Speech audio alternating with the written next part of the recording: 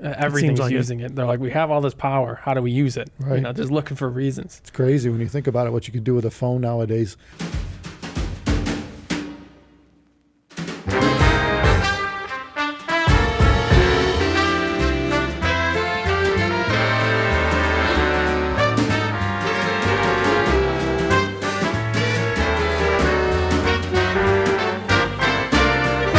Apple just recently had this worldwide developers conference. They have it every year. Yeah. WWDC. Anyway, one of the things they announced in this thing was the fact that they're going to be adding a feature where you can use your iPhone to scan your inner ear and give you like a shape of it to better set up spatial audio, which sounds really cool. It's interesting because that's always been a common issue with spatial audio. It doesn't work perfect all the time. And they're solving parts of the equation, it seems, because now they have control over the headphones. They're shipping headphones, so they know at least what you're playing it back on. So you could kind of tune it up perfect for that model headphone. And now if they're doing a rudimentary scan of your ear, they could help adjust the tuning to compensate for your particular ear canal. Yeah, you know, and I think, didn't they initially say something that this is more going to be for their earbud style? Yeah. I don't know if they specified only one model. I don't know. Probes only. I don't know. Yeah, I'm not sure. Because I'm thinking, I mean, ultimately this could work on the over-ear too that they make. I mean, why not? You would assume. I don't know why it wouldn't, but maybe initially. Who knows? Because once they have a photo of your entire ear, the over-ear could implement too. But maybe their priority would be the what's out there, what you know what I mean? Right. But what more people own than anything, which I guess would be the... Well, it's quite interesting because they're leveraging hardware that already is in your phone. And I don't know if they specifically said how old of a device they're willing to use. It could be that there's hardware differences over the years and the older iPhones don't work. But iPhone 10 and up have the hardware that they're allegedly going to use. So we'll see if they support those models in the future. But that'd be pretty interesting because there's millions of those devices out. And it'll be really accessible for people to be able to do a rudimentary scan of their ear and presumably tailor this algorithm they're using to give you your spatial audio a little bit better for you.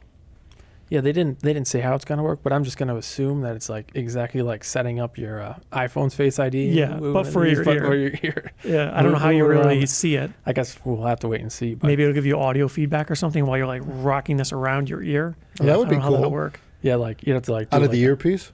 Yeah, because for people that don't know, when you're setting a Face ID, you look at the phone and it has like a little guide. It shows you how to move your head around. It shows you a little green. So the little projector could see your whole face as you move it around. So when you pick the phone up, and if you're a little off axis or whatever, the phone knows what your face looks like normally. That's when that's when you're training it to know your face. Yeah, the first time when you set it up, it's reading it. Yeah, and presumably you'll do that for the ear. I'm assuming it's making some sort of vector diagram of your facial in a 3D form. Yes. Of your facial characteristics. That's why you can't just show it a picture. Yeah. Because that's flat. Yeah, right. It's interesting technology because it's like sort of complex, but also very basic and cheap to implement. Because that's why it's in phones right now. You know, they're not putting like a $500 sensor in these things. And there's videos all over the internet, but it's pretty cool. They have a little IR transmitter thing, emitter on there that sends out, it's like a little projector, right? It prints out a dot pattern, right? And so it knows roughly the size and the spacing of these dots. And then it could tell from the distortion of these dots as they're projected onto an image, it looks at it with a second camera and says, okay, how are these dots distorted? And it could guesstimate depth and whatnot. What do you mean by second camera? There's a little projector thing, and next to it there's an IR camera. Yeah.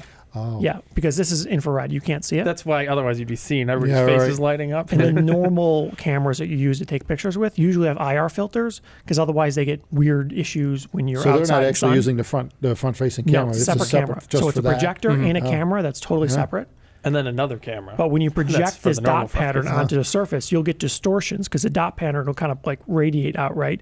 And the dots here will look different than the dots that are further back. And the camera will be able to guesstimate the shape and the depth of the object from how these dots get distorted. Yeah, so technically you could probably, to a certain degree or depth, make a 3D image of Yeah. going into your ear. A little bit. Yeah. We don't know how far, Yeah. but I mean, I guess far enough to potentially make a difference. I wonder if they knew that they were going to do something like this, or how far out. Well, I mean, others are doing it, right? I mean, in a different way. Yeah. I mean, it's not as Not with a widespread phone, as yeah. being able to just take your phone and go, wow, look at this. But I mean, they're doing it with what I think they use the audiologists are Yeah. using lasers to read the way inside your ear. But that's purpose-built hardware. Well, that's true. This is cool because it's cheap, mass-produced, Yeah. and already available. It's It's in your made to read pocket your already. face, Yeah. right? But now they're making it read your ear, which is technically possible. But over those short distances, I wouldn't think it would have enough resolution. But maybe they don't need that much. Maybe it's just like a rudimentary guess, and it gives you a better estimation than you would otherwise have. Yeah, I would imagine. I mean, you only need so many dots to, Yeah. to draw a line. And if you, especially if you see depth, if it can perceive the depth, I guess Well, it knows it wouldn't depth take reasonably. much. You could make assumptions, and what I'm saying in the algorithms, like they do with the cameras nowadays. You know, you take a photo of the camera, and it's like, well, that isn't what it really looks like. But, Yeah. but the whole thing, it makes it look like it thinks it looks. You know what I'm saying? We're seeing a lot of that these days. Adaptive photography, so AI. to speak. Yeah. Especially on any modern phone, you take a picture and you immediately go to your camera roll. It's usually fuzzy for a few seconds. Yeah, right. Because Yeah. it's like chugging Figuring through it some out. super complex AI algorithm to make it look better. Yeah. If you look at the information raw off the sensor, the actual information the phone gets from your camera, usually it's kind of like meh. And what we've seen in cameras, especially in smartphones over the years, the camera sensors are getting a little bit better, but the processing is getting way better. Yeah. So I think maybe they're at the point where they have enough horsepower on the thing, they have enough knowledge that they could kind of like make a really good educated guess from the information they're getting from the sensors, even though the sensor may have pretty limited information. Yeah, I think that's pretty much what I got out of the whole event. Is on the whole, it seems like they're really leaning into all that their AI, stuff for everything now. Everything's like using it. They're like, we have all this power. How do we use it? Right. Just looking for reasons. It's crazy when you think about it, what you can do with a phone nowadays. I mean, there's literally, aren't there like millions of apps for the phone to begin Oh, with? there's so many. A lot of them are redundant, but still, I mean, you think about the things you could do with a phone. It's just crazy. It's a crazy tool that you could hold in your hand. So it's really cool though that the likes of Apple are moving forward with something this. I'd call it more application specific, almost. It's a weird one. Relative to what they would normally do. Yeah, this is some you know? niche. Yeah, seems like it would be like 10 people doing this and that's it. Not like a big company working on something like that. You would kind of need someone like Apple to do it though, because this has to be super complicated. Has to be difficult to do well. And I think, especially coming from Apple, where they control the device, they control the software, they control the device you're playing it back on, the AirPods or AirPods Max or whatever, that really, having that full circle of control probably really makes a lot of sense for them, and it probably enables them to actually make it good. Well, I guess also if looking forward, looking ahead, given that, right, they're actually going to use it to improve upon the sound of their devices that already exist. Then maybe, Right. And we're talking hundreds of millions of them, and all of a sudden, upgrade and progress occurs, just by taking an image of your ear. right. I wonder how that'll go Yeah. if they actually use the mapping data. Well, that's true too, Right, because now they can expanding come the up with an future. average. And They probably don't. They're pretty big on not having anything leave the Well, phone. it wouldn't. Yeah, well, that's true. But it wouldn't be anything. It would just Yeah, be. but still. Yeah, that's true. I don't know. Yeah, I don't know. But it would make sense to average it. I The mean, phone. that's a hell of Presumably an they average already you did that, Yeah, but Yeah. not on this scale. yeah. Well, probably what they're finding, what they did, is that it's depends on territory and Well. where you're born and your. I mean, so yeah, you're right. I don't know if it would matter, but they could do a human average. They could. That'd be wild. Maybe you could opt in. Yeah. Because they do a lot of interesting things like that with health data, which is Yeah. really wonderful, where you could opt into various programs on your device and use your biometrics, your data and stuff like that you're normally gathering anyways, and use it for good, right? So instead of having to somehow find people for these various things, like to find 1 million diabetics to test some sort of thing, you could have access to them through Apple's little health portal. And you could get data from these people with pretty much no impact to them, without them having to go out of their way. And it's pretty interesting that they're so open to that, because it's really profound when you have that scale. You have so many people in the world with your devices. And making it a couple clicks away to be able to use this data for good. That's pretty cool. Yeah, I mean, you could, relatively speaking, at the beginning, you could get millions of samples a day. Well, yeah. Where the hell would you do that? It would be incredibly difficult to do. You couldn't do it. So expensive if you had to pay people. Line up a whole huge city in a line. Just everyone in the whole city would have to go for this test. All over the world. All over the world, yeah. So. But clearly, the hard part here is implementation of. Anybody needs to be able to do a good quality scan. That's clearly the hard part, because just getting any data, Yeah, that it could be doesn't help bad data. You got to sort through it. Yeah, so I think it's all going to be on how well they have the step-by-step process of doing the scan and how well it rejects any bad. Well, hence attempts. version 1.0. Yeah. We'll see. I think it's interesting. It's pretty cool that they're using something that's technically capable of doing it to do something that's really on the edge. Well, that's the thing. But I wonder if they were planning this the whole time, because they started out with Apple TV and calibrating your TV with a front-facing sensor, and then did someone just go, "Hey, that's a good idea. Let's try out something with audio with that." I wonder if they just stumbled upon this. I would imagine there's no way they were thinking of this as far back as iPhone 10, but maybe. I think what they were doing is they're probably looking at the general, let's call them, complaints that people have in using the earbud style listening. And people are saying there's limitations to it because of where it is. It's sitting in your ear, and it's not tuned for your ear, and of course it could sit in all kinds of slightly different perspectives relative to your ear, and there's no real good way to tune it really. So it kind of, when you think about it, I guess they're basically solving a problem that I think their client, the owners perceived in a very technical manner. Yes, but probably simple. Well, it's simple to you and me. Yeah, for us, right. Well, that's what they got to do. They dumb it down. Yeah. It's to cheap a personal to deploy, experience, but very, very complicated in software. Yeah. I mean, you think about the engineering that's probably involved in, and I mean, there's a lot more to go. It doesn't end there. It's like, it's like Tesla or SpaceX firing off their first rocket, right? They had to do thousands of them before they got to where they are now, where they're throwing 50 engines in one rocket. Yeah, it's incredibly complex. It started with one engine, and then it started going, how do we put 2 together, and then how do we put 10 together, and how do we put 50 together, right? So, yeah, you think about it, it's a process. And, I mean, I could see that getting really refined if you think about it. I mean, if they find it's useful, they could add... Yeah, they would make better sensors. A finer dot pattern to it. Future. If for all we know, this camera already has it. We don't really know the res. Well, presumably people changed them, observed it with IR cameras and stuff, but I'm not sure. I've seen a bunch of videos online where people were showing you, at least in the early days, like iPhone 10 and stuff, people were showing the dot projection of the front-facing camera thing, the projector thing. And it's a pretty loose grid. So on an ear, it would be very limited resolution, but they continue to say it's getting more and more secure. So I don't know if that's done in software, hardware, or a combination of both, but I actually haven't seen the modern 13 dot projector. Maybe they do something like kind of what they do on flat screens, where they shift the image slightly. Each pixel shifts slightly. And you would need hardware for that, but it is technically possible. Do something where they would already had to put it in. It's the reverse of watching a picture. They're throwing. It's basically the same thing. They're throwing an image on your ear and then looking at it. Yeah, so it's kind of the same as watching a TV screen. Same thing. Yeah. A modern. Flat I always screen. thought stuff like that was super cool, though. When you take something that's already out there, it's cheap, it's mass produced. You already have it in your pocket, and they're having to do a thing that nobody would have expected. That's actually, hopefully, maybe useful.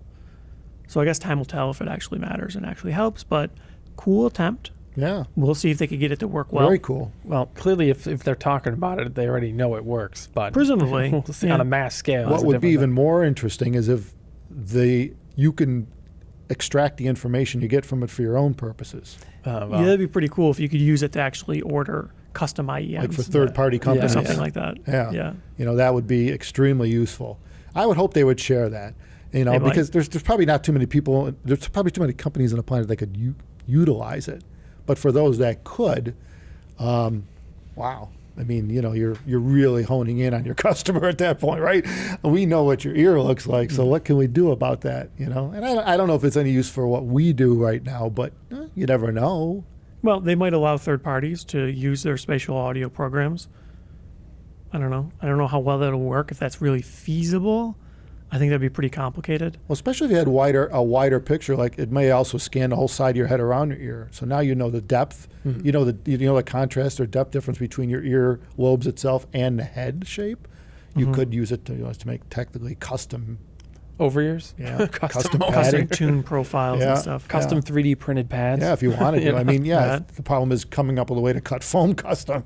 That doesn't really work too well nowadays, as we talked about with making ear pads. It just doesn't Yeah. exist to do one off. But you could, if you could 3D print a foam piece. Does anyone make any material that actually is, I don't think it would work well what do you for call an ear it? pad. Porous or not? Yeah. You know, It's not great right a now. cushiony structure. I haven't seen anything like that was directly like an ear pad foam. It'd be Yeah. weird stuff to print. I don't even know how you would do that reliably. Probably be difficult. Yeah.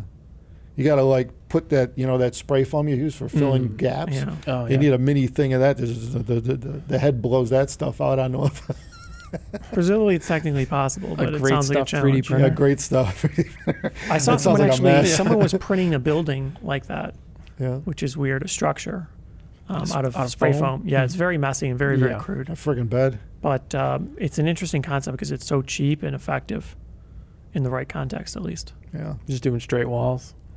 It was actually like a dome thing. Mm. Yeah. Have they figured out a way to spray make a latex foam, something that's a little less sticky, messy, Yeah, something great that- stuff is a mess. Yeah, that stuff's bad news. Yeah. Well, either way, time will tell if this matters, if this helps, if this does anything. Yeah. But it's cool. It's interesting. It definitely is. It's a nice way to leverage existing hardware. Well, and the beauty of it is, once again, as I said, when they did the high-res music files, and of course we're assuming Atmos came too, and movies and all that, is that they're concentrating more on sound, which is great because video's been the star for too long. And the video's so far advanced now that I think the sound is lagged behind on a lot of these devices to match it. So, it'd be cool to leapfrog the sound forward to make the video more immersive because you got to have both, particularly with 100%, movies. yeah. One or the other. I mean, listen to Yeah. a movie with no sound. It's like, Yeah. Yeah. know? You listen to a movie on like laptop speakers, right. Yeah. it's not doing it, you know? Yeah. No, not at all. Not even close. Oh, it's not that home theater experience? I mean, that theater experience? Yeah, no. not on a You laptop? got to have both. Yeah. Oh, As shown by the number of speakers they put in an actual theater? IMAX theater. Yeah. How many Usually are in they're there? pretty I mean, front I loaded. don't know. Yeah. A lot. A bunch. You're surrounded by it. Yeah. I'm always impressed how bad the audio is at theaters because the picture's fine, whatever. It better will be better, but I'm not like, wow, this picture's awful. The audio, a lot of times, kind of is. Yeah, it really depends on the bad. theater. It's usually lacking. The Oh, bass yeah. is just garbage and it's in some corner distant. Yeah, you and could do better speakers with a sound 5.1 terrible. at home. And as it pans across, all the speakers sound different. Yeah. Yeah. Agreed. Well, yeah, that's the problem with the center channels behind the screens, Yeah, you're projecting it through a screen, which Yeah. eh, Yeah, which they're worried more about the screen than they are the transparency. Well, yeah, the sound otherwise you can't make the transparency. holes too big. Otherwise, it's like, where's all these holes in this? Yeah, right. If you do sit in the front row, though, you can see them, Yeah. and that's annoying. See, ultimately, what they need is a Apple Theater. Oh, yeah. Yeah, and Yeah. everyone's just wearing Oh. headphones. what they need to do is DSP it for your seat somehow. Oh. Do some sort of destructive interference that somehow Oh, causes. actively for everybody? Yeah, it's like a 3D shutter thing, with Oh, shutter yeah. eyeglass thing, but for sound in every seat individually. So everyone has perfect stage separation and whatnot, perfect imaging in every seat. Get on that. I think where that would fall apart is when you're chewing popcorn.